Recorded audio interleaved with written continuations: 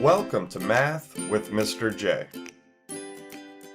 In this video, I'm going to cover how to multiply a negative integer by a negative integer, so a negative times a negative.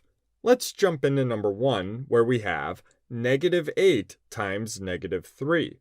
With this being a negative times a negative, we have the same signs. This means our product, the answer to a multiplication problem, will be positive. Same signs equal a positive answer. We can think of this as 8 times 3, which is 24. And again, this is positive because we had a negative times a negative, so the same signs. Final answer, positive 24. Now let's think a little further about this problem and why we end up with a positive 24 when we multiplied two negatives.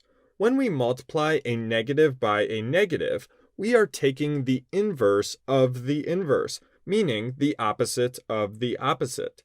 The inverse or opposite of positive 8 is negative 8, and then the inverse or opposite of positive 3 is negative 3. We have two inverses or two opposites here, so the inverse of the inverse gives us a positive answer.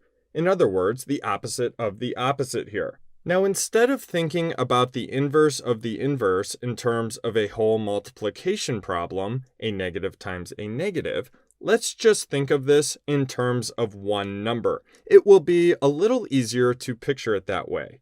Let's work with a positive 8. So we start with positive 8, and we're going to take the inverse or opposite. That's going to give us negative 8. Then if we take the inverse or opposite of that negative 8, we get back to a positive 8. So the inverse of the inverse or opposite of the opposite. So as a brief explanation as to why a negative times a negative equals a positive, it's because we have the inverse of the inverse or opposite of the opposite, and that gives us that positive product. Now, there are other ways of explaining and thinking through why a negative times a negative equals a positive. I'll go through a couple more in another video. That link is down in the description.